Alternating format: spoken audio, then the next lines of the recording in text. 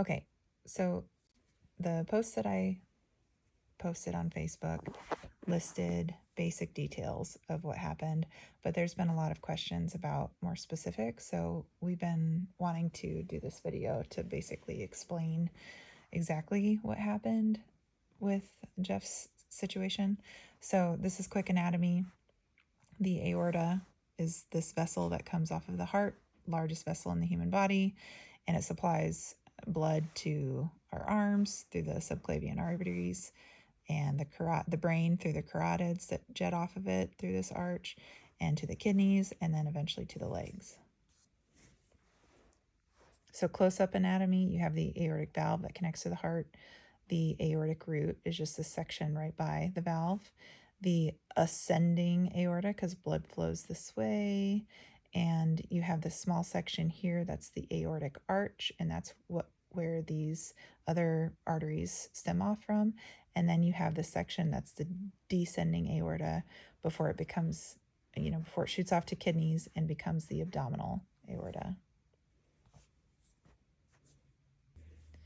Here is examples of artery wall. So this one is a normal artery wall where it's equal spaced, about 3 centimeters or so wide, and this is high pressure blood going through here because it's an artery off the heart. Then we have, and this is the example of Jeff's scenario of the aortic root aneurysm. So he had a weakening of the artery wall at the root, which is right by that valve that connects to the heart. So over the years, this is what we did not know about. We didn't know anything about this until Wednesday night, or until Friday, I should say. So there was a weakening of his artery wall that stretched out over time, over years, and eventually burst. So as you probably have heard how ruptured aneurysms are critical, that's what happened in his aorta. So in these aortic aneurysms, they have what's called dissection, where the you see how there's layers to the artery wall. The dissection is where the inside layer tears and blood starts to leak into spots it should not be, and it separates the outside layer of the wall from the inside layers of the wall. So the blood that's flowing in these outside layers is not getting to the areas that need it. So that's why his blood pressure dropped considerably, because the blood was no longer getting to his arteries, his vessels, his organs. So this is the event that happened Wednesday night at about 9:40. And it appeared to be a severe hypotensive event that we thought was a med side effect from a blood pressure med. We called it, I watched his blood pressures every 15 minutes to 30 minutes through the night. And we eventually called a teledoc, and he thought that it was still worth waiting out since there was that blood pressure med involved. So then we watched all day Thursday, and it got like a little bit better, but it was still low. And then Friday morning and luckily I was making him lay down, not move. I had elevated his legs. We were just monitoring closely. And Friday morning, it still had not improved. So that's when we took him in and learned what was happening. So this is called a type A aortic dissection. So this is what it looked like basically before the rupture. So this is the root aneurysm. So Jeff had this over the years bulging out to about twice the size of a normal vessel size. It was about 6 centimeters versus 3. So in his scenario on Friday, what happened, on Wednesday night, what happened that we discovered Friday morning was it dissected at the root, and the blood started flowing on the sides of those walls, and that dissection kept growing and growing and growing, and the dissection actually spread through all the vessels that shoot off of the arch, so including the carotids to the brain, the subclavians to the arms, and the dissections kept going through the arch and through the descending aorta till about halfway down. So what they had to do was they had to perform emergency open heart surgery, which included having to cool his body down to about 25 degrees Celsius, and which is non-life sustaining. They had to reroute blood flow from his heart and lungs through a pump machine.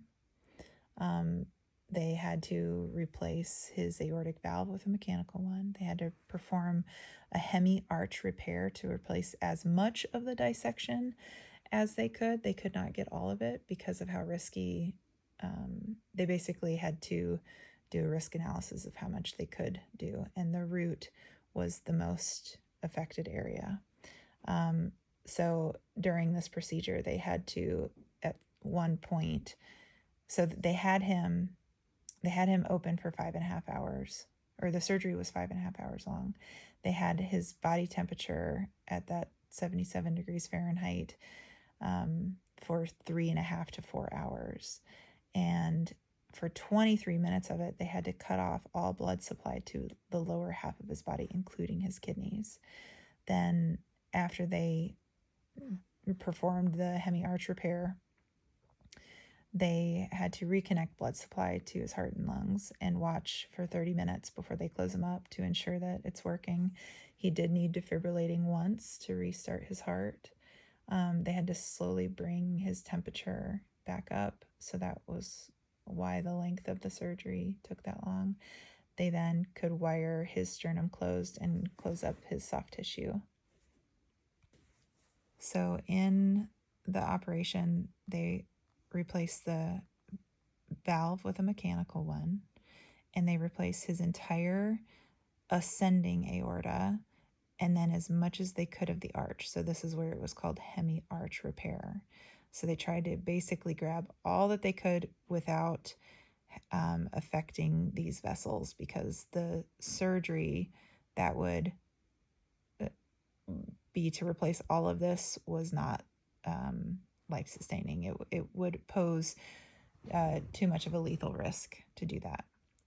The main risks that came out of the surgery right away were kidneys and stroke. The surgeon actually told me right afterward that he still has a 1 in 5 chance of dying within the hospital stay after the surgery, and it mostly related to these two things, were the kidneys and the stroke. So organ failure related to kidneys and stroke because of the limited blood supply to the brain, which, to get blood supply to the brain, typically the artery blood is flowing up and out to the arms and to the brain, but through the rerouting of everything, they had blood flowing into here. They clamped this off and allowed one carotid vessel to still supply the brain. So that was just an illustration of how they still had some blood flow to the brain. Then, so what it still looks like with his situation right now is he has this whole section is new, and he still has these dissections where the blood has pooled and separated from the artery wall. So we have he has dissections that go through these vessels, through the arch, and through about half of the descending aorta. So because of that, he is not out of the woods yet. He could need a possible surgery similar to that one in the future. It was alarming to hear exactly what that would entail. It would be vessel by vessel, because they couldn't fix it all. And because he's such a young person, this is so rare in his age, they are concerned about a genetic risk component, and that also could increase his chances of needing the surgery because they may not heal on their own. The hope is that they heal on their own, those dissections. So because of the mechanical valve, he'll need a lifetime on blood thinners because the mechanical valves require that. And he'll have a lifetime weight lifting limit of 50 pounds, which affects, many things that he used to do. And then he also will require lifetime cardiovascular follow-up, including scans, echocardiograms. It was a CT angiogram that found this. So that's what ultimately caught it. Ultimately, his case was a severe one where the stats related to it are terrifying. I luckily had refused to look up any of those while waiting for him in surgery. It was only afterward that I found out exactly how severe it was. I had medical staff explaining risks associated and just how severe his case was.